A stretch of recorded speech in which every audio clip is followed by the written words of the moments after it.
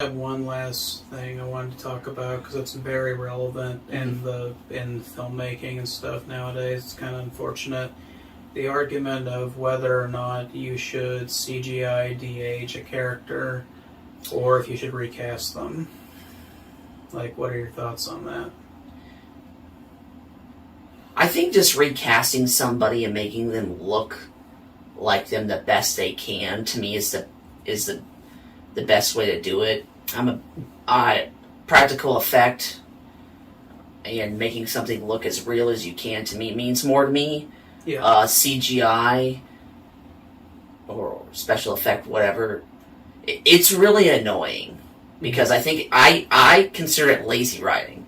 Like, in my opinion, you could do better than that. So the way that they did, now that guy didn't look exactly like Jack Nicholson. We all understand that. But he looked very similar. So yes, it might have been a recasting. Of course, no, you can't use Jack Nicholson.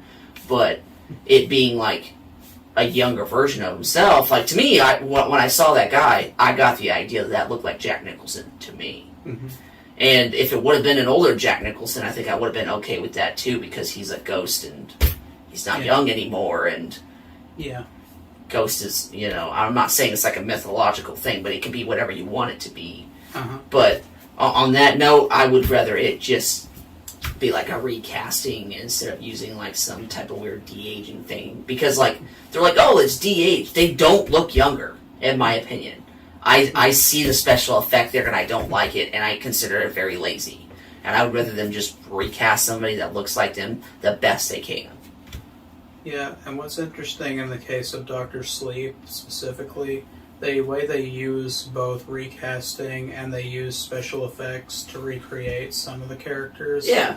Like the ghosts of the Overlook were all like kind of CGI'd a little bit. Yeah. Like the twin girls and everything. They you can obviously tell that like there are actors that are playing them, but they're CGI'd a bit to make them look more like the original and also make them look more like a ghost. Yeah. So like that, to me, that worked really well. Like this movie was a rare example where it had both and they both worked, I think. Well, and that was like they picked this random boy to play the original the original Doc. Doesn't look exactly like the kid, but looks pretty close. Of course, you can't recast the mother as playing a young woman again, but the same woman that they used for her worked really well. To me, I would rather them just recast somebody that looks like them the best they can. I think that is a very, very smart way to convey a character like that. Good idea. I like that. Yeah, and something interesting about Wendy, you know that one scene where Doc is sitting with Dick on the bench, and then you hear Wendy scream Danny, and like he turns around, then Dick's gone. Yeah. Apparently that was actually one of the original takes of Shelley Duvall in the first movie. Oh. So they kind of spliced her and Alex Esso, the new actress, together a little bit. Hey, that's fine. Just for ADR, Yeah. Like, see, I thought she just rocked that. The Danny! Just like the way she did that. I just thought she had that down herself. I mean, I think she did. I think they just wanted to kind of like make it that one moment as much like the original as possible. Which I don't begrudge them that. I just that's like good idea. That's such a small thing. Yeah. But then, talking about Star Wars again. I'm not going to mention CGI zombie Luke Skywalker and The Mandalorian or any of that stuff. I'm going to talk about that I think is interesting and also a bit hypocritical about the fans that watch these Star Wars shows. Is they both get butthurt about the CGI doing that. Like CGIing somebody.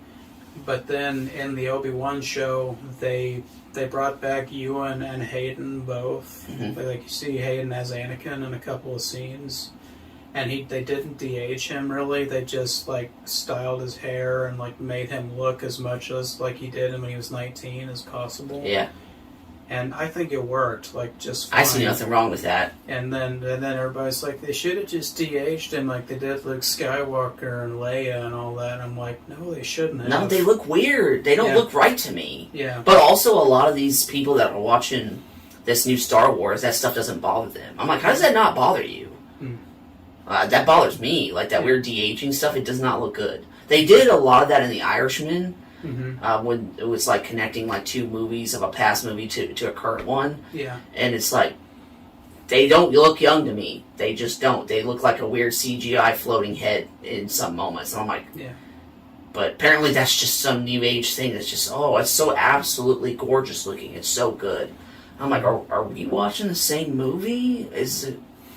I'm confused on where you're getting that this is good stuff, because it's not. Yeah, you want to know something really funny? You know when Luke Skywalker showed up at the end of Mandalorian Season 2? That's when they first did, like, the big deep fake thing, at least on a TV budget. Yeah. Like, they didn't... Like, obviously Rogue One came out before it and everything, but, like... I don't know if I'm still talking about Star Wars, but anyway. Right, go ahead and pay. Anyway, they, the way they did it, like, everybody complained when it first came out, because they thought the CGI looked terrible on the face. So then this guy on YouTube literally used deepfake technology and did it better than Lucasfilm did.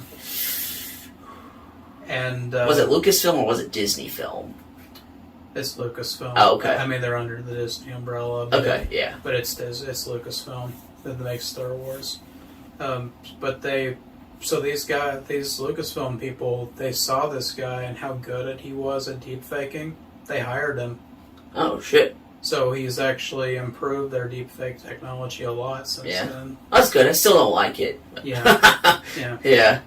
But I was just like that's kind of funny that just a guy on YouTube did something better than the multi-million-dollar studio. Yeah, it happens a lot. But also, when you got somebody that's doing something like that, this is somebody that cares more about the name than them. They're just like, oh, well, we're going to half-ass this so we can throw money at it, because